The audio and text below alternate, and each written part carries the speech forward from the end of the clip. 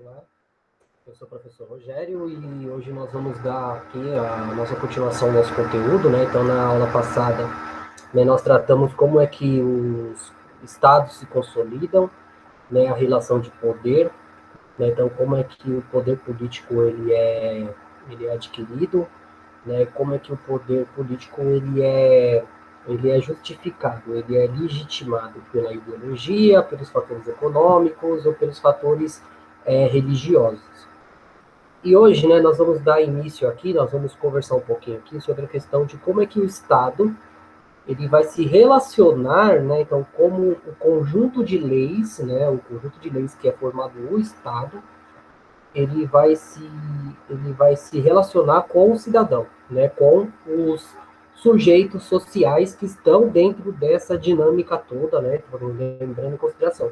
Se ninguém vive isolado, né? Então, para se evitar conflitos, entre outros elementos que colocam em perigo a sociedade, é necessário a intervenção do Estado. Então, nesse sentido, né, tem vários pensadores que colocam, né, que o Estado ele é muito mais uma forma de manter o cidadão sob controle do que garantir o direito da maioria. Mas, né, nós temos que levar em consideração e estudar os vários pontos de vista, né, até chegar o mais adequado para nós. Então, eu vou compartilhar aqui com vocês, né, o material que nós usamos, para estudar esses conceitos, que eu acho que é bem, né, importante da gente frisar. Então, nós vamos estudar aqui o módulo 24, né, que é o Estado, né, a sociedade civil e os conflitos sociais. Então, como já diz o primeiro parágrafo, né, então, o Estado e a sociedade civil são, né, são realidades conceitualmente distintas, porém a necessidade de estão conectadas, né, elas são inseparadas na dinâmica, né, das civilizações contemporâneas. Então, o Estado, como uma instância, né, de poder político, atua decisivamente, né, sobre a sociedade civil. Então, a sociedade civil, por sua vez, com suas mobilizações e solicitações, influenciam as deliberações, né, dos governos dos estados. Então, nesse caso aí que nós vamos, né, começar a trabalhar, é o seguinte, que o Estado, né, ele age sobre o cidadão, né, ele coloca limites e coloca leis, né, que vão determinar essa organização, esses limites, e por um outro lado, como contrarresposta, a sociedade civil, ela também, né, vai começar a arquitetar, né, organizações, né, que vão colocar limites a essas pessoas, né? Então, existe pesos e contrapesos dentro dessa organização. Então, isso vai fazer com que exista um círculo, né? Então, essa questão de como é que o poder, né, dentro do Estado, então, como o Estado ele interfere na vida da pessoa e como a pessoa também interfere na organização dos Estados. Lembrando, né, que o Estado ele depende, né, do poder civil. Então, essa interpretação entre Estado e sociedade é mais intensa nas democracias representativas do mundo atual, né? Então, sob o ponto de vista dos principais, né, dos princípios de legitimidade do poder.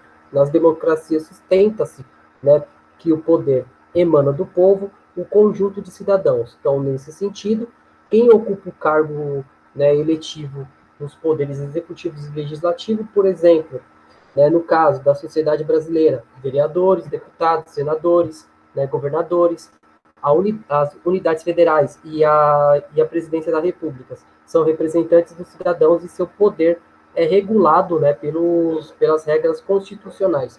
Então, entenda-se que devam, né, prestar contas de sua atuação à sociedade civil. Então, porque quando a gente fala em democracia, né, então, um governo de todos, um governo para todos, né, então, nós temos que nos remeter lá na Grécia Antiga, né? Então, a questão, né, de que a democracia, que era as ágoras, né, eles realizavam o que nós chamamos, né, de democracia direta. Então, você não tem representantes. Então, dentro da ágora, dentro da Assembleia, cada cidadão ele tem o direito de expor as suas ideias e os seus interesses. Então, tem todos esses contextos que devem, bom dia, né, que deve ser levado em consideração. Né? Então, cada né? Então, cada sociedade, cada país vai ter as suas próprias, né, as suas próprias legislações. E quando a gente fala na questão de democracia representativa. Então, no caso das democracias modernas, né, no caso do Brasil, então nós temos o que nós chamamos de contrapesos do poder. Então, a divisão dos poderes entre três esferas, no caso, o executivo, o legislativo e o judiciário. Então, eles trabalham numa planificação dos três poderes. Então, esses três poderes, eles agem de uma forma que nenhum ou outro, né, ele se sobressaia, ele imponha, né, mais poderes ao outro. Então, nesse sentido, né, hoje nós vivemos em um sistema representativo. Então, cada grupo de cidadão, ele vai escolher, né, então uma porcentagem dessa população vai escolher os seus representantes, que pode ser um vereador, que pode ser o presidente, né, pode ser o deputado. Então, dentro dessa balança democrática, então existe o que aí? Então, para se sustentar, como já diria o Jean-Jacques Rousseau, né, o Rousseau, mesmo sendo um crítico à política representativa, ele vai dizer que ela era necessária, né, por conta dessa questão, né, de que o poder, né, como ele emana do povo, então os políticos, os representantes daquele grupo, ele deveria exercer, né, ele deveria realizar a vontade daquele grupo que deu legitimidade ao seu governo, né? Então, essa é uma questão aí levada em consideração. Então, nas relações, né, entre sociedade civil e Estado, há grupos, instituições, né, encarregadas para efetuar essas mediações. Então, no plano político-eleitoral, os partidos políticos seriam essas instituições responsáveis, né, pelo menos em tese, pela comunicação entre as expectativas, né, das sociedades civis e os exercícios efetivos, né, do poder político pelo Estado. Então, na esfera teórica, entende-se, né, que as agremiações políticas são formadas por diferentes projetos e com base de ideias sociopolíticas para o país, articulando-se tanto com a sociedade, no reconhecimento e nas representações de certas reivindicações, quanto com o Estado. Então, na ocupação de cargos públicos que conferem às tais instituições a participação nos processos decisórios da política nacional. Então, nós vamos entrar num campo bem, né, bem complicado em nossa atualidade, que é a questão dos partidos políticos. Né? Como nós já vimos em história, né, na formação, né, da política nacional, depois do primeiro reinado, então com a consolidação da política interna, então o Brasil ele sempre teve dois grandes segmentos, os conservadores e nós tínhamos os liberais, né, que defendiam as suas ideias. Com o passar do tempo e com o surgimento de novas ideologias, então vão surgindo novos partidos políticos, no caso, os partidos voltados às causas sociais, no caso, os partidos anarquistas, comunistas, socialistas, trabalhistas e por aí vai. Então, qual é a visão de um partido político? É um grupo que ele vai se organizar sobre ideologias, né, sobre ideias que tem o projeto para modificar a política dentro de um determinado momento da história. Então, no caso, né, os partidos de esquerda são partidos que normalmente eles buscam romper com aquela ideia neoliberal, né, de fortalecer, assim, de enfraquecer o Estado. Na verdade, a esquerda, ela busca o quê? Fazer com que o Estado, ela crie condições, né, então, um conjunto de leis, as organizações de educação, saúde, moradia, transporte, alimentação, elas criem as condições mínimas para atender com o máximo de dignidade os cidadãos. No caso, nós temos os neoliberais, né? No caso, esses neoliberais, eles acreditam no Estado mínimo. Então, o Estado, ele deve ser cada vez menor, então a interferência do Estado, das leis, deve ser cada vez menor na economia, na sociedade, isso, né, fazendo com que o Estado não tenha a obrigatoriedade de garantir direitos básicos ao cidadão. Então, existe essas duas vertentes que hoje são tão pensadas e discutidas, principalmente aqui no nosso país, que é considerado um país, né, ainda com legislações, né, consideradas pelos neoliberais, né, como legislações que diminuem, né, a flexibilização e a organização política para o desenvolvimento econômico e social do nosso país. Só que nós devemos levar em algumas visões assim. Então, nós temos duas perspectivas. Então, cabe a cada cidadão escolher a sua mais adequada, aquela que você se encaixe melhor. Se você acredita que o Estado tem que ser menor, então, algumas coisas que nós devemos levar em consideração. Então, todo mundo terá que pagar um plano de saúde, porque, segundo o Estado menor, o Estado não deve se preocupar com saúde pública. Segundo, se você acredita no Estado mínimo, então todas as escolas devem ser privadas. Então, você terá que pagar a mensalidade para o seu filho. Então, é um fato importante que nós devemos levar em consideração. Então, tudo tem o pós e o contra. Você vai poder cobrar melhor eficiência, mais resultado? Pode. Só que, como também na escola pública também você pode fazer isso. Só que se julga, com aquele caráter que público é gratuito. Na verdade, não é gratuito.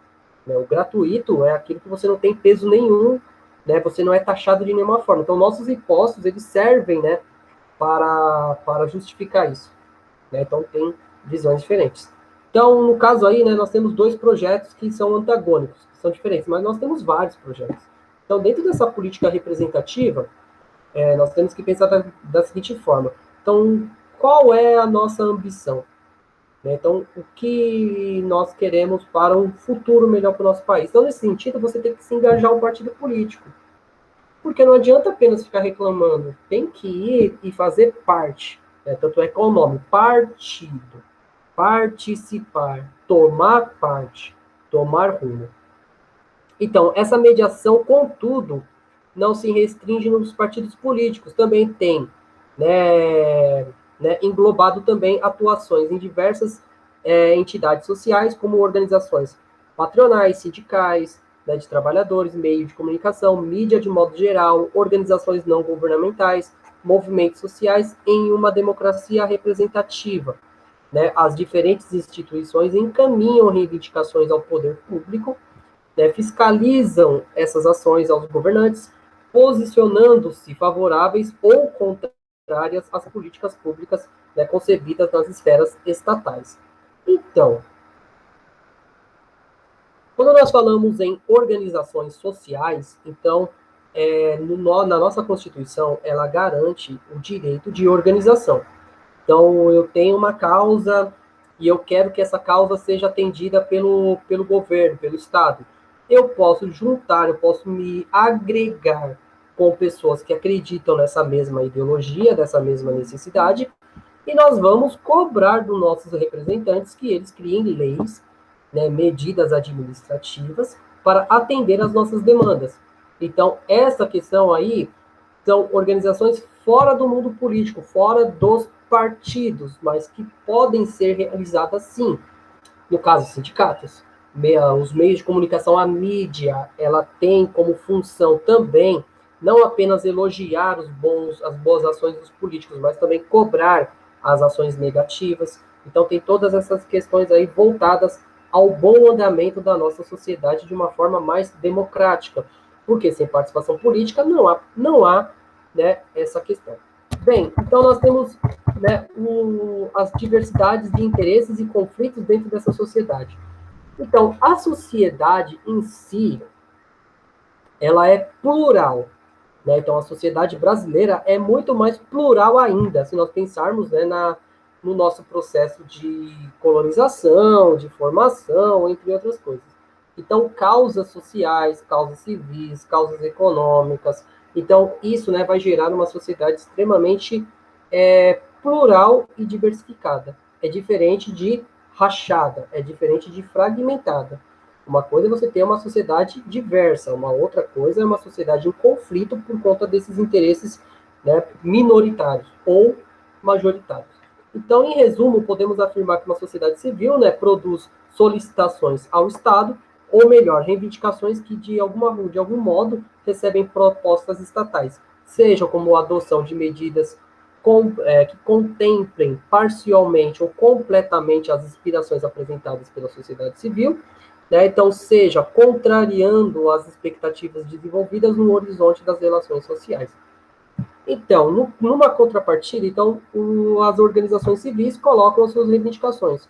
E o governo, de uma certa forma ou de outra, a partir dos interesses também desse Estado, né, levando em consideração que o Estado ele não é neutro, ele também tem interesses, então, dentro desse desenvolvimento, então, vai se gerar essas medidas e contramedidas contra essas organizações. Então, é preciso também frisar isso, né, que o Estado ele é um organismo que também preza pela sua manutenção.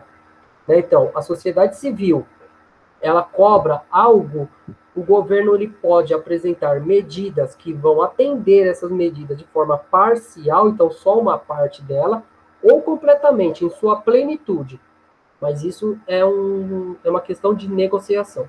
Então, é importante, considerar essa questão, o que as autoridades estatais levam em conta para atender às reivindicações produzidas pela sociedade civil e para simplesmente recusá-las. Então, essa pergunta não tem resposta fácil. Né? Então, o que vai fazer o governo? De uma certa forma, né? Vamos dizer o seguinte: um grupo que quer que construa uma creche num determinado local. Então, o que vai fazer o governo construir ou não construir aquela creche? Né? Então, nós temos vários interesses. Né? A questão de escolas, a questão de hospitais, a questão de transporte público. Né? Então, todos têm os seus interesses. Qual é esse interesse? É o desenvolvimento, né, de grupos. Então, tem grupos que são a favor de uma certa ação e tem grupos que são contra essas ações.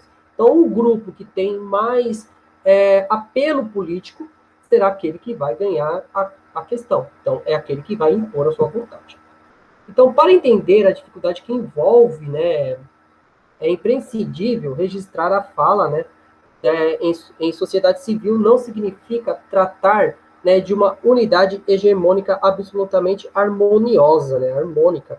Né? Então, no caso, né, hoje nós temos um grande levante, né, de um grupo que era praticamente invisível para a sociedade, que é a questão dos afrodescendentes, né, que na nossa história nós vemos que, né, passaram, né, por vários problemas no caso da escravidão.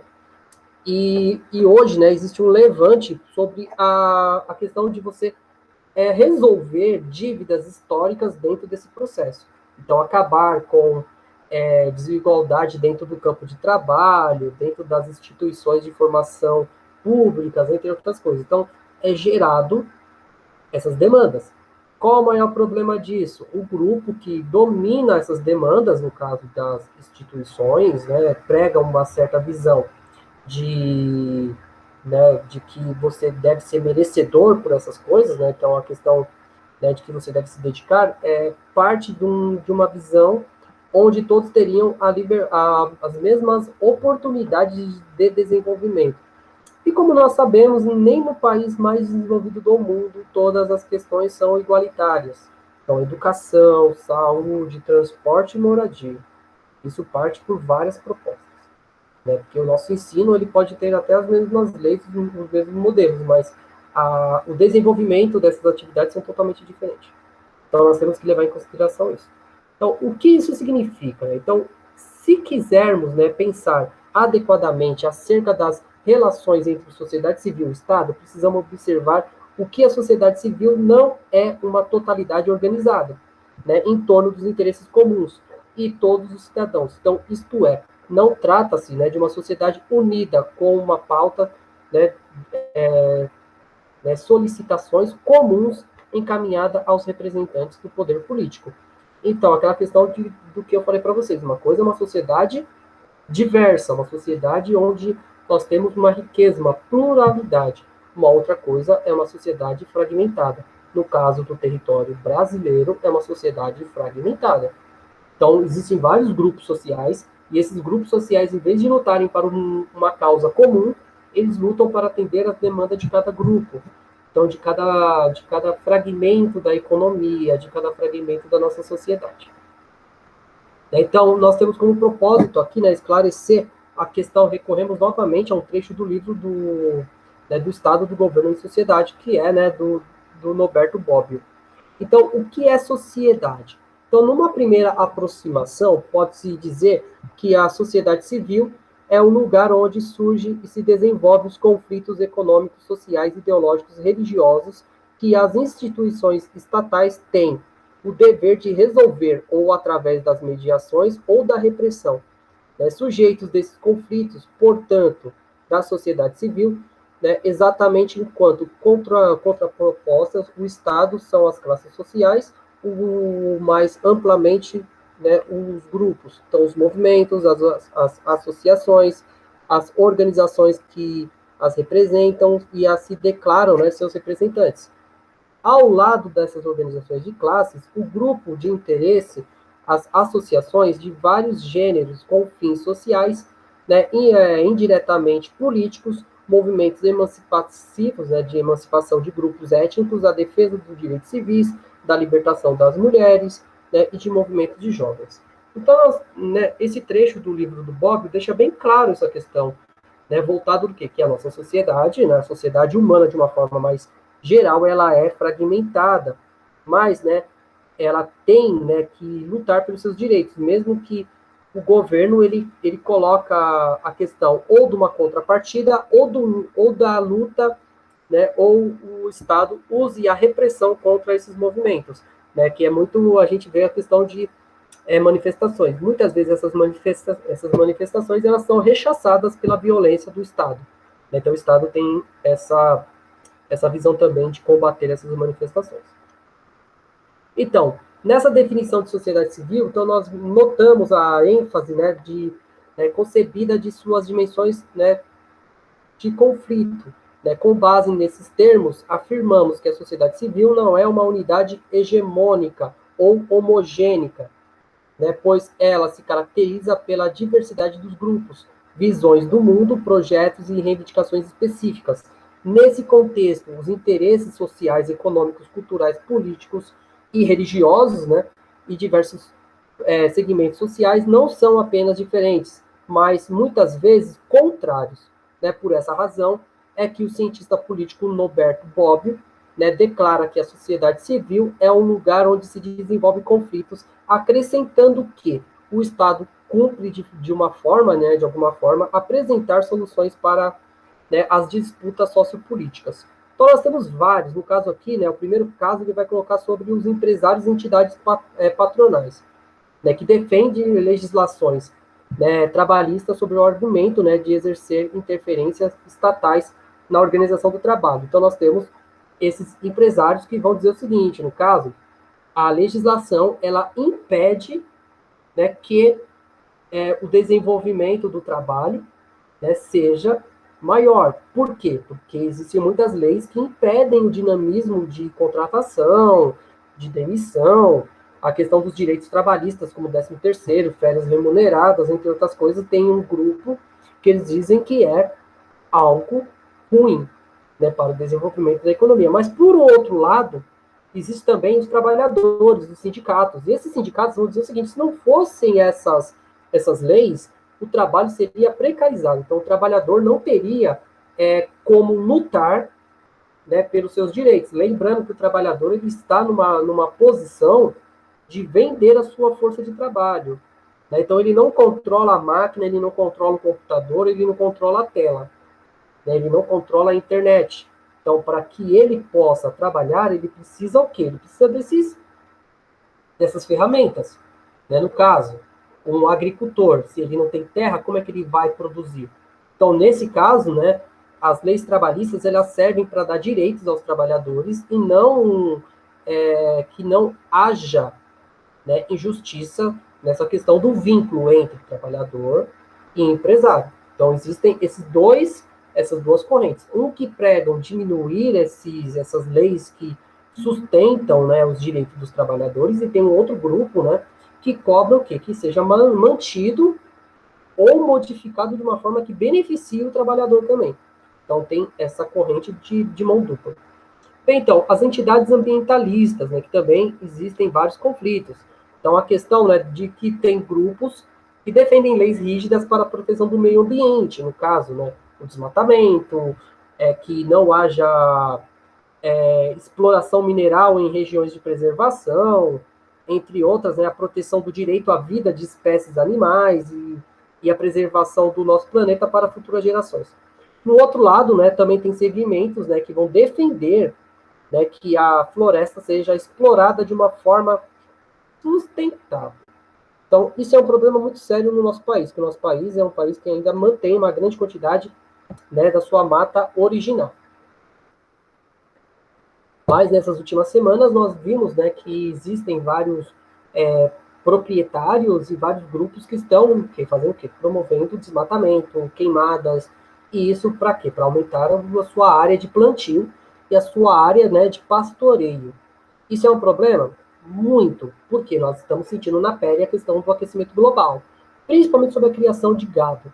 Né? O gado, com a digestão, ele emite uma quantidade muito grande de gás metano. E esse gás metano, ele acumulado na atmosfera, ele intensifica os efeitos do efeito estufa. Então isso vai fazer com que, né, a situação do aquecimento global fique cada vez maior no nosso mundo. Né? Isso é um problema muito sério.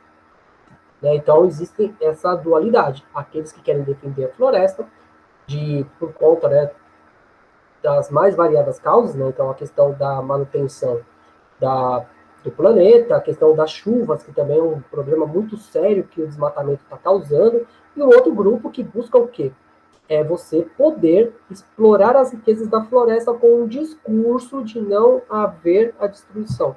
Mas quando eu falo discurso, não é a prática de muitos deles. Né? Então, esse é um problema muito sério.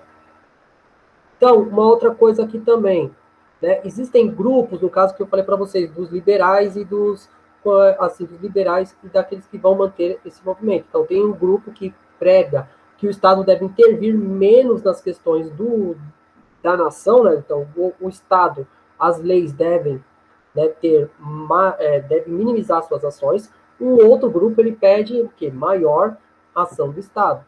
Então, no caso, né, tem aquela dualidade, né? Então, o Estado ele deve vender suas estatais, não deve fornecer alguns serviços básicos para a população, como saúde, moradia.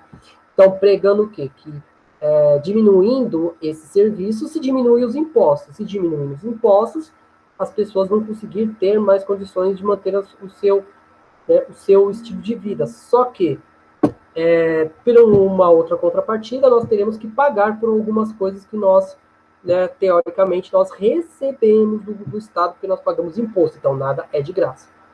Então nós temos movimentos feministas, nós temos movimentos por conta de questões étnicas, e por aí vai, tem vários movimentos. Então eu expliquei alguns para vocês terem uma noção daquilo que nós estamos falando.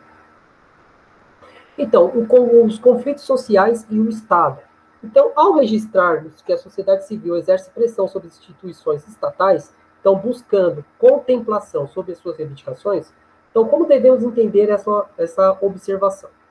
Então, como é que nós devemos, né, pensar qual lado está realmente certo? Né? Então, nós temos que buscar uma sociedade realmente uma unidade harmônica, mas sim um terreno de inúmeros conflitos. Né? Então, nós temos que buscar que esses conflitos eles sejam amenizados, que todo mundo tenha, né, direitos, né, de poder, né, participar. Principalmente, qual é a maior questão? Que todos tenham direitos de participação política. Né? Então, qual é o maior problema hoje no Brasil, né, quando a gente fala em política, em manifestações, entre outras coisas? É que nós estamos vivendo uma divisão, uma dualidade política. Então, existem o quê? Pessoas que atacam de uma forma hostil e chegando, né, a vias de fato, a violência, entre outras coisas, pessoas que têm pensamento antagônico a ela. Então, isso vai gerar o quê? Problemas dentro dessa organização política. Então, dentro da política, é necessário que todos tenham direito. Né, de um direito, né, de ter demandas convergentes, né, divergentes e contrárias. Afinal de contas, nem todo mundo tem as mesmas expectativas, nem todo mundo tem as mesmas necessidades. Então, dentro de uma democracia, então nós temos que atender todos os lados. Qual é o maior problema? Né? É que muitas vezes isso parte para o conflito. Né, então, dentro desse sentido, então nós devemos considerar que o Estado ele deve agir como um agente, né, que vai contrabalancear esses conflitos. Né? Então, ele tem como âmbito estatal formar diferentes conflitos, né? Então ele tem que elaborar, definir políticas, né, que vai atender essas pautas e essas reivindicações divergentes. né? Então, no caso, né, dos grupos ambientais. Então, o governo ele deve criar, o Estado deve criar mecanismos para atender a demanda tanto de quem quer explorar a floresta de uma forma sustentável e aquele também que quer, assim, manter a floresta. E quando eu falo isso, no caso, né, nós estamos vivendo um momento crítico na história global. Então, isso vai gerar conflitos. Então, os grupos vão começar a ter esses conflitos.